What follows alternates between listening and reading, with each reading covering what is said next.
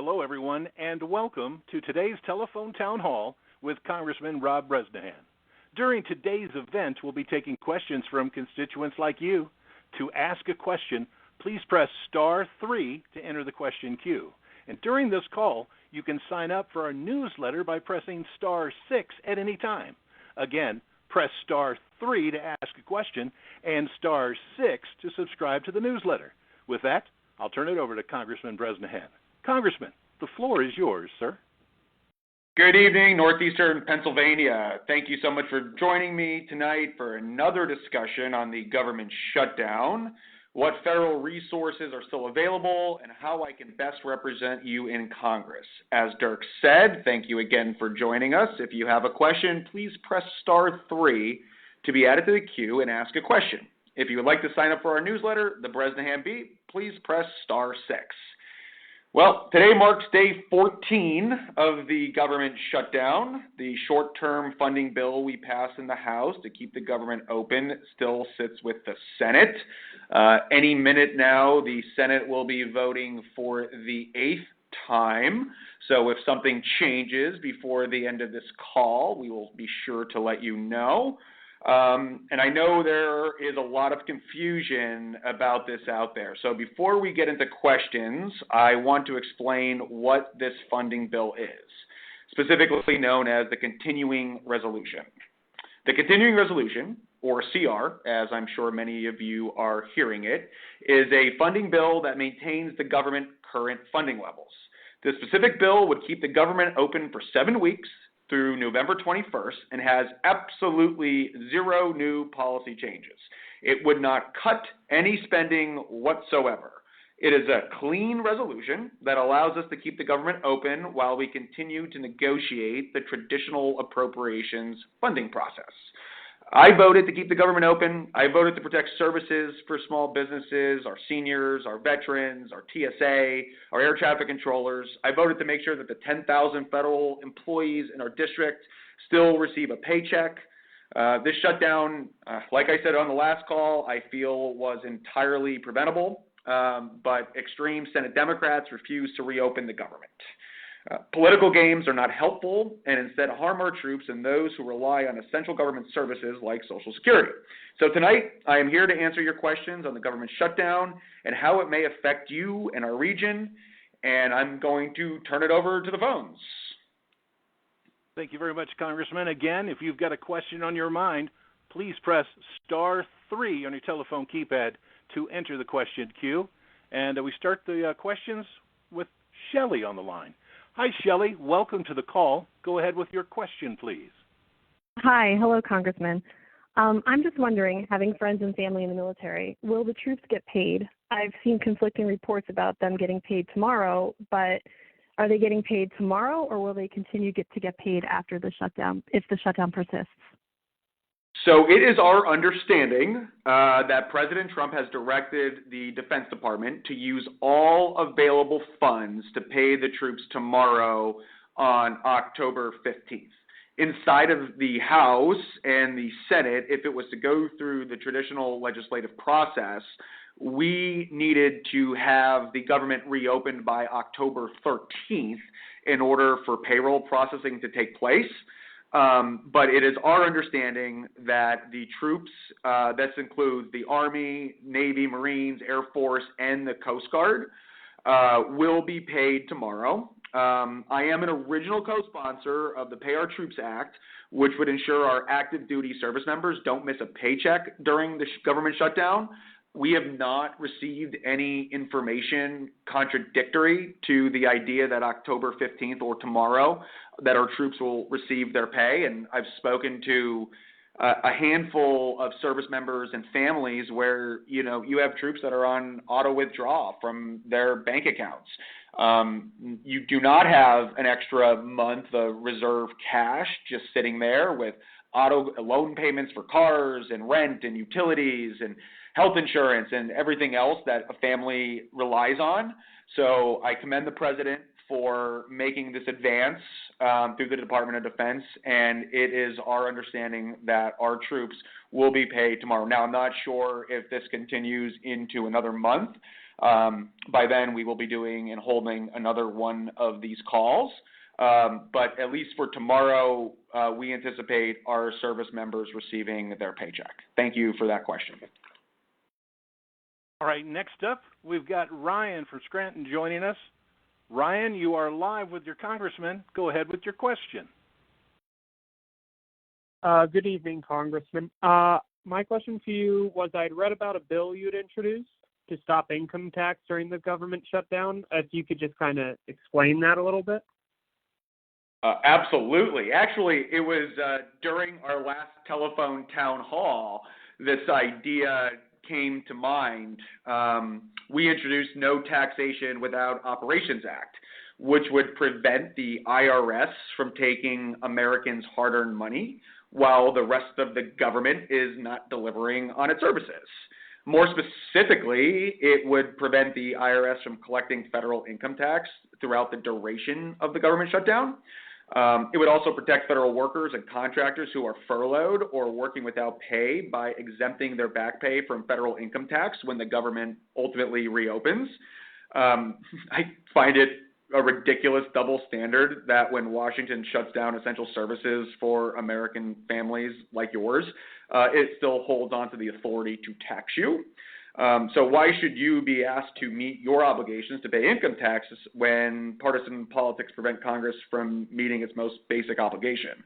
So, I mean, like I said earlier, I voted to keep the government open.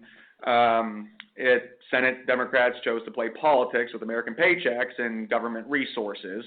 And I think it's also important to remember that both of our Pennsylvania senators did in fact vote to keep the government open. Both Senator Fetterman and Senator McCormick voted to keep the government open. So that is why we introduced No Taxation Without Operations Act, because we have a very basic standard to govern and legislate, and the last thing the American people should be saddled with is paying income taxes when we can't perform our very basic job. So it's worth noting the congressman and his staff put out a very informative e-newsletter. You can get signed up to receive that during this live telephone town hall by pressing *6 at any time during the call. Again, get signed up to receive the congressman's e-newsletter. Please press *6 now. Now we're going out to a court summit. We've got, looks like Bob joining us. Bob, you are live with Congressman Bresnahan. What's on your mind? Thank you. Evening, Congressman. Can you explain what is going on with the airports? I saw that there were issues last week with air traffic control towers. Is it like safe to fly, and then will airports be shut down if things keep going the way they are? Great question there, Bob. Thank you for taking the time here to call in. As perhaps you know, I sit on the Aviation Subcommittee on Transportation Infrastructure, and I can tell you that it is absolutely safe to fly. TSA, Air Traffic Control, Customs and Border Patrol are all designated essential workers and are required to show up for duty. However, these federal employees are not being paid, and as we've seen, there's been a decrease in staffing levels at airports across the country. And I just have to shout out our local TSA agents at Wilkes-Barre Scranton International Airport. I saw them on my way back down here to Washington yesterday, and they are still providing the utmost level of service with a smile. They are just incredible on so many levels. But this is believed to be because of worker call-outs specifically. And our team, we are following the issues closely, especially when it comes to our own airport, AVP, and we'll continue to monitor this. I recommend you arrive at the airport a little earlier than normal in case there are delays going through security.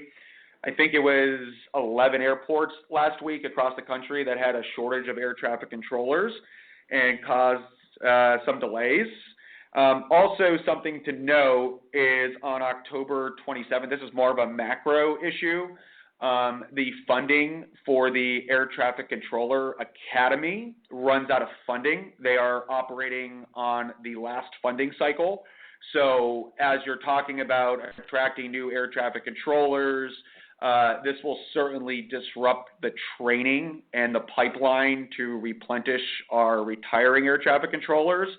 Hopefully before October 27th, I am reporting in that the government is back open, but that will just unfortunately be more collateral damage that affects each and every one of us. When there are 45,000 flights a day in the United States, moving close to 3 million people, we need to make sure that our air traffic controllers are receiving the proper training.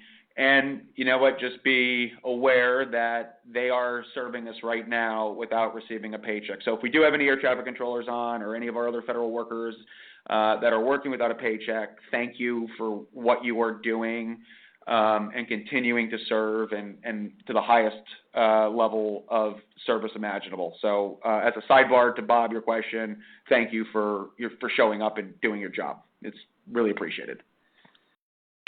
So do you have a question on your mind you would like to ask live on this call? It's very simple. Please press *3 to enter our question queue. Again, if you've got a question, please press *3, just like Mary did. Hi, Mary. You are live with your congressman. What's your question? Hello, this is Mary. Good evening, Congressman. My question is regarding why the Republicans do not want to extend the tax credits for the health care. My husband and I are both retired. I'm 65 and I'm fine. He's 63, and his Penny insurance, Blue Cross through Penny, is currently $224 and will be going up to $1,300 at the beginning of the year if the tax credits are not extended. Now, his Social Security check is $1,700, so that doesn't leave anything. And to be honest, we both have IRA accounts. We both knew how to manage our money, but we certainly don't want to drain it just for the premiums of insurance. So I'm just curious why they think they can't afford that anymore. Well, not this Republican. So that is why I am there's only one bipartisan piece of legislation in the House. There are 13 Democrats and 13 Republicans, and it literally is to extend for 1 year the exact premium credits. But this is one of the most important issues of the day, and I appreciate you asking that question. You are 100% right. Those who receive the health care through Obamacare are set to face a gigantic increase in their monthly premiums if COVID-era enhanced premium tax credits expire. We were just going through the new Penny marketplace, and there are indications that there will be gigantic increases. And in northeastern Pennsylvania, our district, it's about just under 30,000 people will see an increase. So there are debates on how to fix healthcare in this country for the long term, which I believe needs to happen. However, right now, our constituents need an answer to this. The Bipartisan Premium Tax Credit Extension Act, because we cannot pull the rug out from under people while we are working on a long-term solution to the healthcare crisis.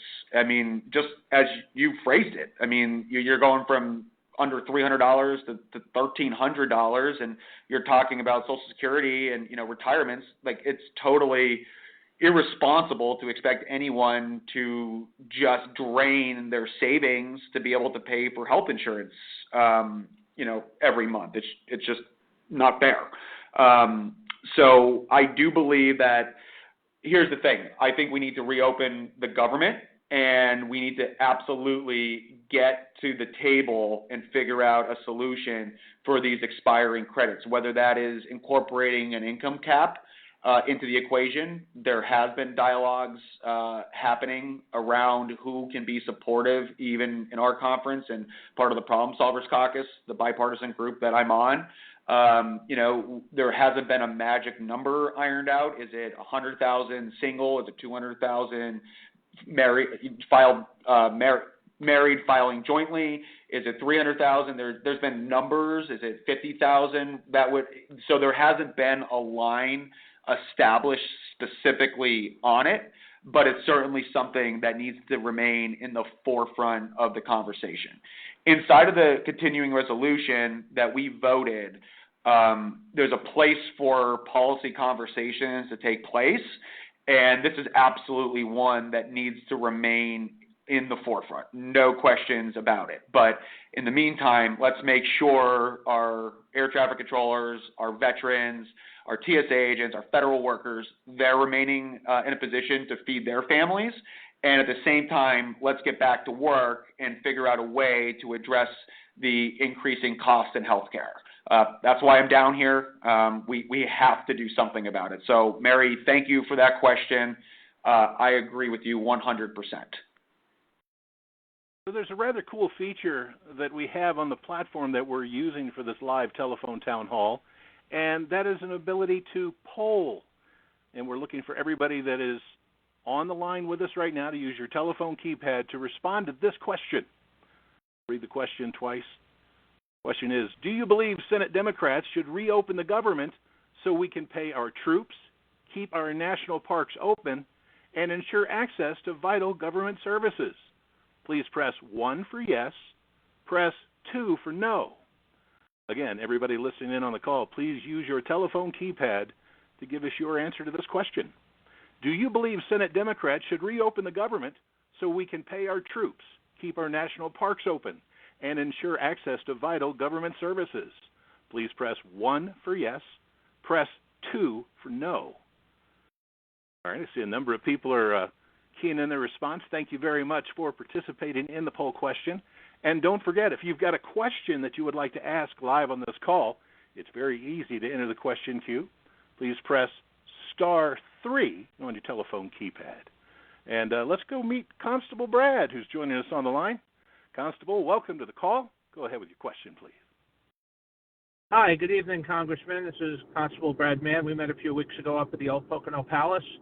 The question I had for you is, and I don't know if you know this, do you believe that the federal shutdown will impact the state budget impasse in Pennsylvania?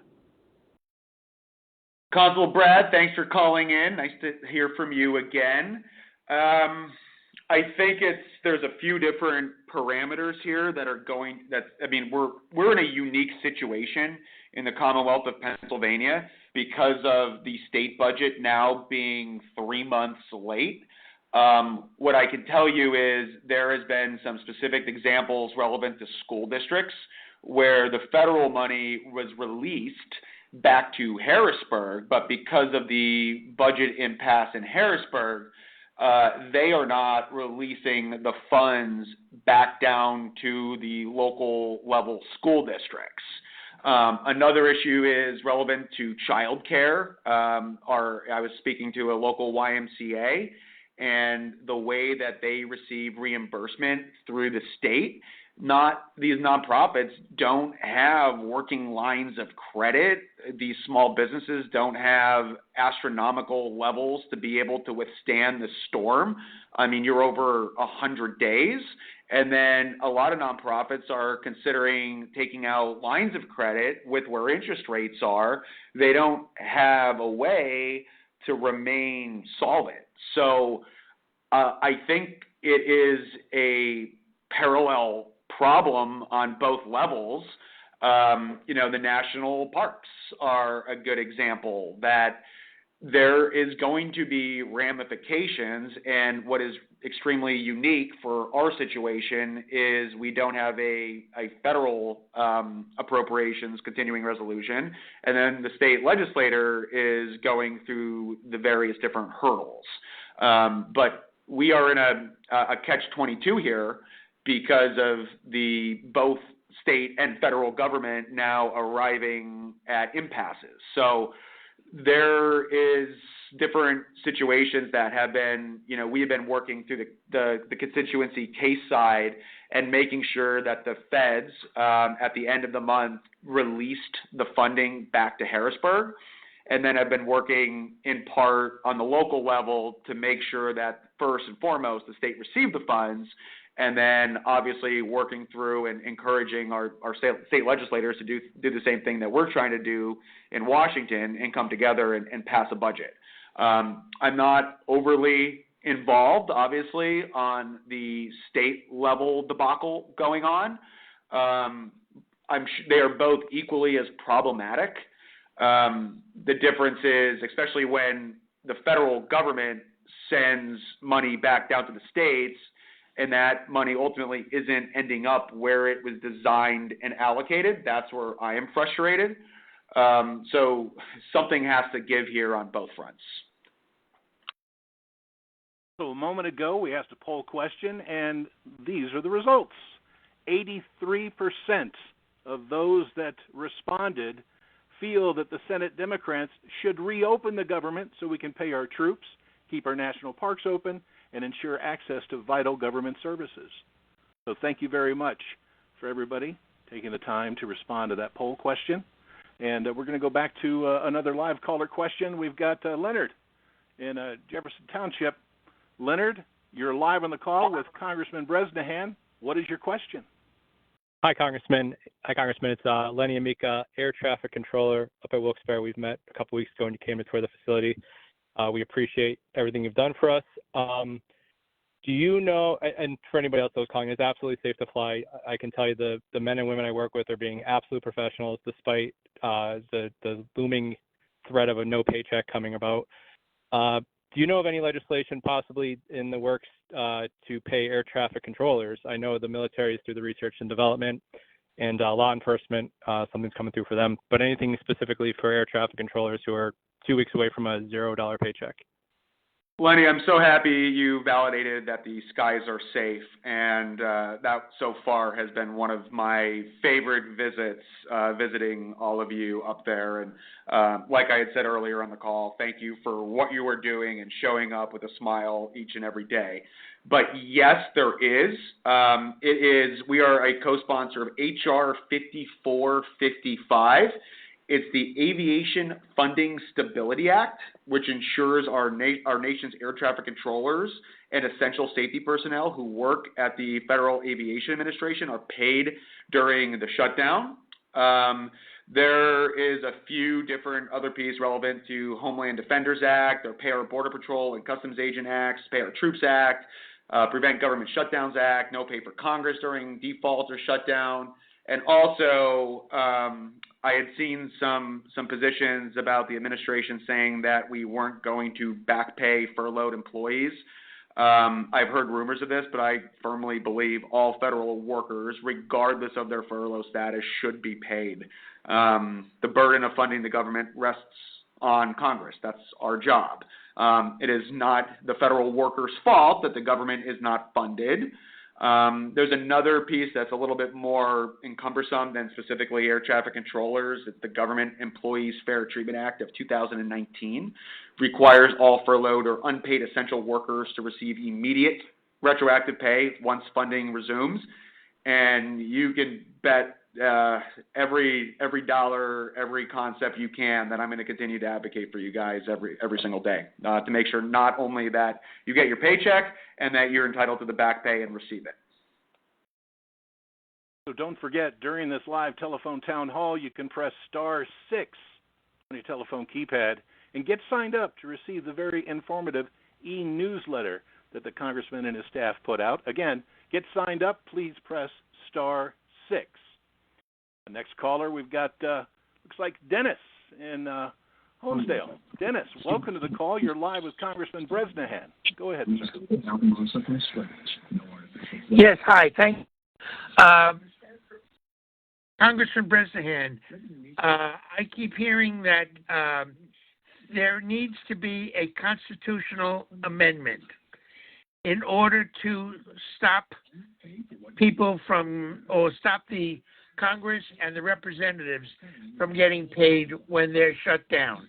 The congressmen and representatives are the problem with the shutdown. And I understand that only a constitutional amendment will allow this to happen. Is there any chance that an amendment can be made? Because if the Democrats are not getting paid, in my opinion, the shutdown would be a lot over sooner. Thank you. Thank you for that question, and I agree. We have a job to do. If you don't do your job, you don't get paid. And you are accurate when it would require a constitutional amendment, because that is actually in the Constitution, even though that when members of Congress are constitutionally mandated to be paid during the government shutdown. I would absolutely be open to that concept. I was one of the first members to defer my paycheck because I come from the world where you show up and you do a job and you receive a paycheck. The fact that the federal government is shut down means that we've failed somewhere, someplace. So there are some other individual standalone pieces of legislation. One of them is H.R. 1973. It's the No Pay for Congress During Default or Shutdown Act, which would mandate that if a member of Congress fails to fund the government, lawmakers' salaries will be immediately and automatically withheld. So there are interesting pieces of legislation that we were absolutely enthusiastic to support. I would absolutely be in support of a constitutional amendment, and it's really unfortunate that that there's some other members of Congress that are still being compensated to be here, because it is not fair. It is your tax dollars, it is our tax dollars that are paying us to do a job that clearly we failed to do. So there's another piece of legislation. It's the Prevent Government Shutdowns Act, which would implement an automatic short-term continuing resolution while requiring all members of Congress to stay in D.C. and pass spending bills. Those are two pieces of legislation that we immediately co-sponsored and are large advocates for. Because, again, we have a job to do. And the fact that we're having conversations about what to do during a government shutdown means that we have failed. So I appreciate that call. I am in 100% agreement that if we are not doing a job, we should not be paid. And if it means a constitutional amendment, I would absolutely be in favor and support of that. And our next caller with a question is Luann. Luann, welcome to the call. You are live. Go ahead with your question. Will Social Security payments still be made during the shutdown, and at what point will they stop? They will not stop. Social Security, SSI payments will continue uninterrupted. There could be services that could be disrupted, like card issuance, benefit applications, but verifications, overpayment processing, and customer service could have delays, but they are essentials and will continue to be paid uninterrupted. All right. If everybody will indulge me, I'd like to borrow everyone to answer another poll question. Very simple to answer. Just use your telephone keypad to respond. Question is the government shutdown going to impact you? Please press 1 for yes, press 2 for no. Again, is the government shutdown going to impact you? Please press 1 for yes, press 2 for no. A number of people keying in their response. Thank you very much for participating in our poll. And quickly back to the questions. Got Joseph. Joseph, you are live with Congressman Bresnahan. What's your question? Good evening, Congressman. So my question is, with the shutdown, I'm sure it's affecting U.S. Federal Highways, Army Corps of Engineers, various other agencies involved in infrastructure improvement. To your knowledge, are there any big infrastructure contracts that are being put on hold or canceled as a result of this shutdown in our district? Not to my knowledge, and I serve as the vice chairman of Highway Transit. You have heard some headlines or have seen some headlines in other areas where projects have been delayed or funding has been reallocated, not in Pennsylvania's 8th Congressional District. What's also unique, unfortunately, is because of the state budget and PennDOT. I have spoken to some contractors that are having disruptions through Treasury and receiving pay estimates from billing cycles after they had run out of their funding. But there is not a specific project inside of our district that I can point to, and we have teams on the ground. This is something that's extremely close, but there is not a project that I can put my finger on that has been rescinded because of the lapse of government funding. And if you hear of one, or please, I want to know about that immediately. We're like pit vipers on this, but to the best of our knowledge, we have not heard of a single project. So don't forget to press *6 on your telephone keypad to get signed up to receive the very informative e-newsletter put out by the Congressman and his staff. Again, get signed up to receive that e-newsletter. Please press *6 now. And next we're going out to Mount Pocono. We've got Gary on the line with us. Hi, Gary. Welcome to the call. Go ahead with your question now. Yes, I was wondering about the housing. When is that going to start coming down, and when the interest rates just drop? Because it's affecting everyone. Gary, thank you for that call. I wish I had a crystal ball that I could answer that. I know that the Federal Reserve, they operate independent than the legislator. I do know about Social Security, and on October 24th, they will be announcing what the increased for cost of living and what that will mean. As for the SSA, and economists are projecting around a 2.5 to 3%, usually around 2.7 at a cost of living increase.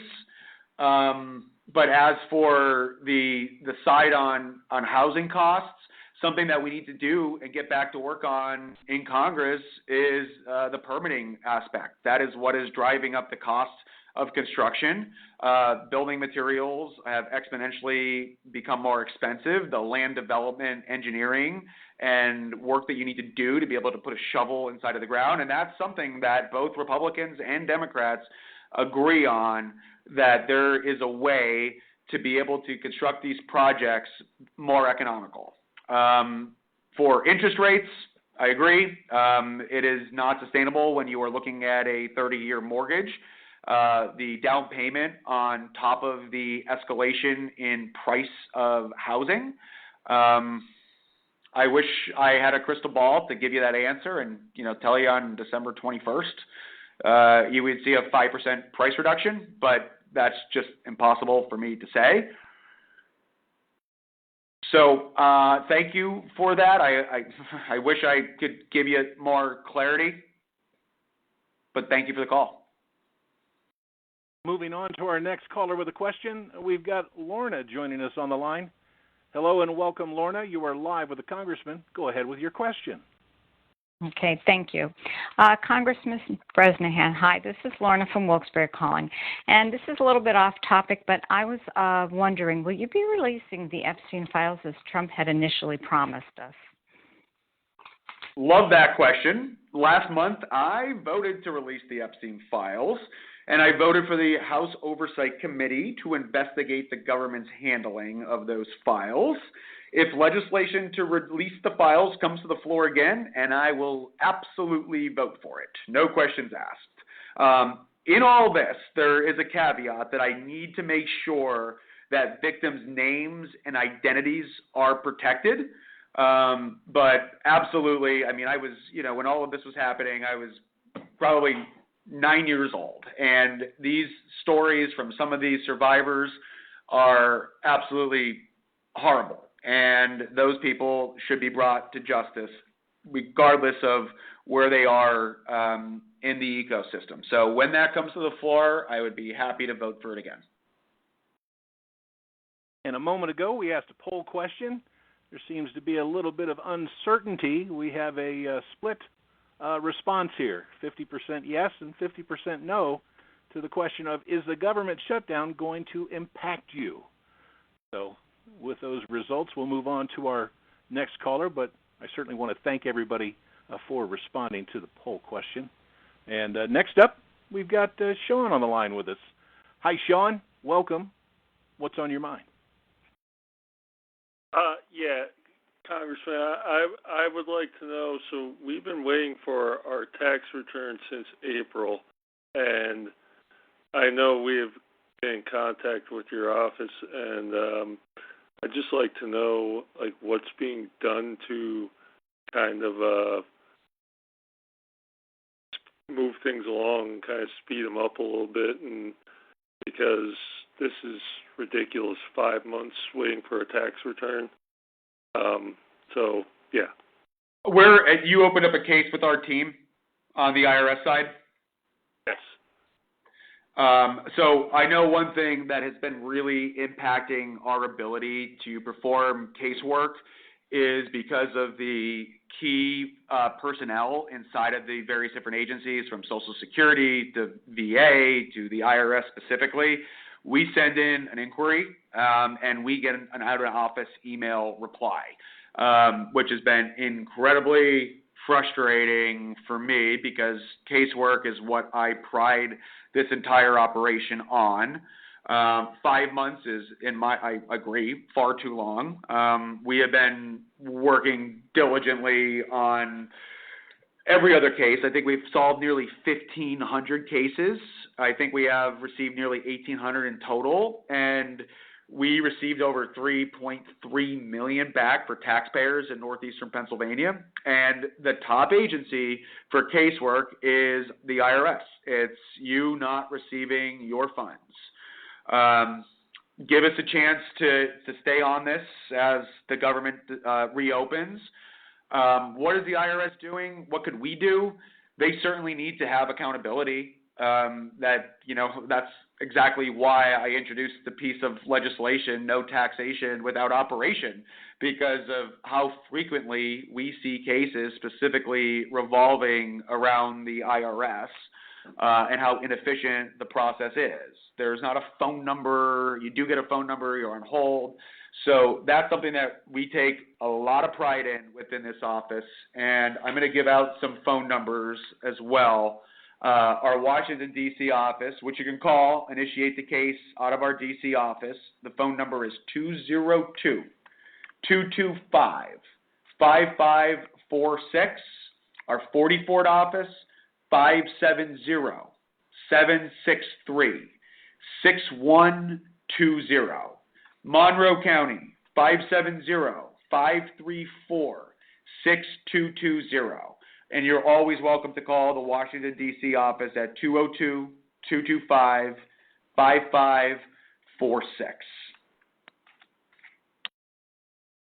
All right, moving on, we've got Dean joining us now. Hey, Dean, you're live with Congressman Bresnahan. What's your question? Good evening, Congressman. It is my honor, my family's honor, to speak with you. My question was in regard to the FAFSA program. My wife is here with me, Aaron, and my son, Dean Jr. He just recently got accepted to Marywood University. Oh, congratulations. Thank you, sir. He's got a great smile on his face standing here. Thank you much. What's his major going to be? I'm going to major in cybersecurity, sir. Good for you. Thank you. That's congratulations. Thank you much. Thank you, sir. Thank you. He had a great education through the Riverside School District. We're very proud of him, and we're very thankful to the teachers and all the staff and the principals, the superintendent, Paul Brennan. They did great justice towards him for his education. With that being said, yes, wonderful, wonderful people, wonderful educators there. Dean Jr., we are applying for, he did receive a scholarship for succession through Marywood, but we're not $1 million household like most people in this area. So we were advised with help from one of the principals here in the school district to apply to the FAFSA program. Yep. That works with the federal government. We were told that we filled everything out. We were told that when it opened in October, we would be getting notified, and we have yet, with the shutdown and everything, understandable. How is this going to affect later on? Do you have any idea on that? So it is our understanding that FAFSA will still be processed. If you have outstanding student loan payments, they will still, in fact, be due.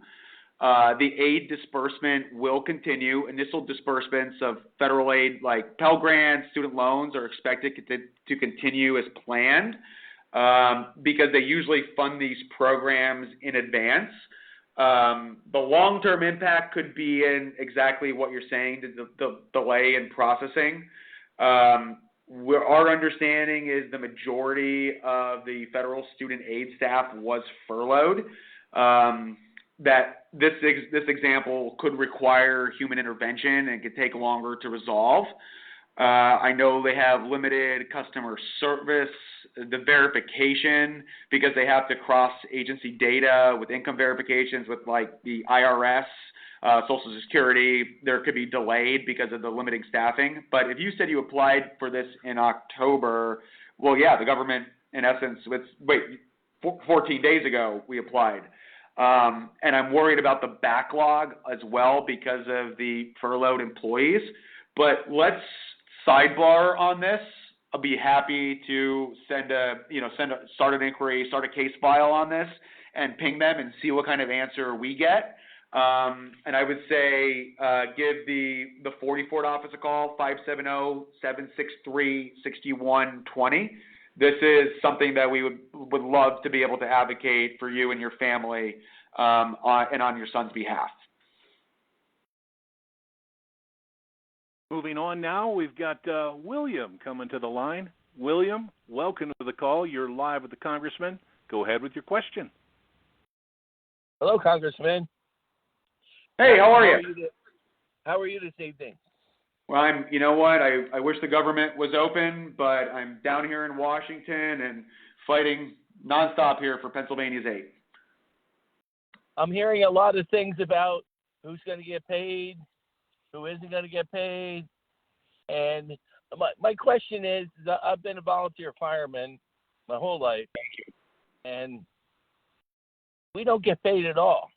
First responders don't get paid. The one benefit that I had when I was in New Jersey was that they had a death benefit plus a retirement home benefit. But in Pennsylvania, there's nothing, and I'm sure most of the country is the same way. I was wondering, and the other part is that the youth is not getting into firefighting because of the number of hours of training and everything else that is required is a lot. In the military, they have ROTC, they have other incentives. There's a lot of things going on where it's not actually pay. But what I was wondering was whether something could be done on a nationwide system to start to get this recruitment of younger kids into being first responders. Well, thank you for serving the community. I try every week that I'm home to visit a local fire department because when someone's house is on fire, you show up. You work your jobs, you get toned out, you get to the station, and we are hearing the same challenge, the same problem, the amount of hours to even be able to qualify for firefighter 1 before you can even enter a building. The recruitment volunteer of who's actually active. I mean, there's so many departments that are running 300 calls a year, and they have 7 volunteers. I think we could partner with high schools and colleges at an earlier age, establish programs like fire cadet programs, the career fair, the career technical school, supporting apprenticeships, Colleges Act, something that I was very supportive. Something else that we ran around and kicked in internally was giving a federal tax credit of some sort for our volunteer firefighters, and finding different ways, whether that's a few $1,000s a year to incentivize what you do, because your normal volunteer fire department, you're talking an engine that is $800 to $1 million, any kind of tooling and apparatus, and if you have a paid department, you don't qualify for the eligibility to even do fundraising drives. So highlighting the Job Corps is another avenue, but I give you so much credit, and then you throw in complications like water rescue, and we do a lot of forward facing. We just visited Monroe County, the First Responders Day, an incredible event. Shout out to everyone that put that together with the demonstrations. But I like the idea of trying to find ways to incentivize our youth and getting them more engaged for their community, because you guys are truly heroes day in and day out, responding to MVAs, responding to lifts assists, responding to active fires. And we need to be able to thinking about the next generation of volunteers in an increasingly more expensive environment. I know October is Fire Safety Month, so that is a great time to highlight the incredible things. And I'm going to loop back up with my team and see and work with the various different firefighter organizations if anyone has taken pen to a piece of legislation. But you have our backs, and I want to have yours. So it looks like we have time for one last call. That honor goes to Robert. Robert, welcome to the line. Go ahead with your question. Yeah, how you doing today? I'm doing great. So my question is, with the government shutdown, how does that exactly affect federal funding to foreign nations? Well, if it was appropriated, fortunately or unfortunately, it's going to continue to be spent. Everything is basically just in a logjam right now, and these bills will come due. Right now, we are just postponing. We're living on a Visa card right now as the federal government. Recessions, a lot of that was scaled back or cut during earlier in the year during the legislative process. But there will be, these spendings will continue after the government reopens. And the CR that's currently being debated is literally an extension of all of the existing funding and existing spending levels that we've already done. So when we pass the continuing resolution, everything that was appropriated and authorized will continue as is. We are, like we said, the IRS is still collecting revenue. Our critical systems are still functioning. Our national defense, our air traffic controllers are still showing up for work, so they are going to get paid in the rears. But this really echoes the need for regular order for the budget to get our priorities in order. So I don't know if that completely and entirely answers your questions without specifics as to what foreign entities would be receiving said aid, which a lot of that was handled during the rescissions process, like I had mentioned, about $9 billion in reduction in spending. But that just highlights the need to get back to regular order. So as I mentioned, Congressman, that's all the time we have for questions from constituents. As we begin to wrap up this call, I want to make sure that I give you some time for some closing remarks, please. Well, thank you, Dirk, for moderating. Thank you to each and every one of you for joining us tonight. Your participation is so greatly appreciated. I have a book full of notes here that we're going to be running down internally and seeing different ways that we can continue to be supportive. I know that the government shutdown has resulted in a lot of confusion and questions on how this affects you, so I'm glad we were able to go over some of the details tonight. the most important thing is that if you are inadvertently swept up into what is happening is to reach out to our offices. If you are affected, if you are a federal worker, if you are a TSA agent, or if there is some kind of correlation that is becoming a challenge, reach out to us and we'll do every single thing within our power to help. Our team is standing ready. We are fully staffed. That is what we have been doing. And I want you to know that through all of this, we will be here to help. Our office in Washington, the offices throughout northeastern Pennsylvania will remain open during the shutdown, and we're prepared to assist you however we can. There could be delays with some of the federal agencies, so we will continue to open casework and assist you and follow back up with different benchmarks as we achieve those. Our casework team is absolutely phenomenal. And while the rest of the government may be shut down, we are all hands on deck on our team to fight and win for northeastern Pennsylvania. If you didn't get your question answered tonight, feel free to call our office or visit our website or ask your question, and we will get you a response. We've fielded over 63,000 constituent inquiries so far, and we'll continue to do the same. I'm honored that you all chose me to advocate for you in Washington, and I will continue to do so every single day. Thank you all. Stay safe, and have a great night. It's worth noting here, if you'd like to stay up to date on the Congressman's work, please follow him on Facebook, X, and Instagram with the handle @RepBresnahan. Again, the handle @RepBresnahan.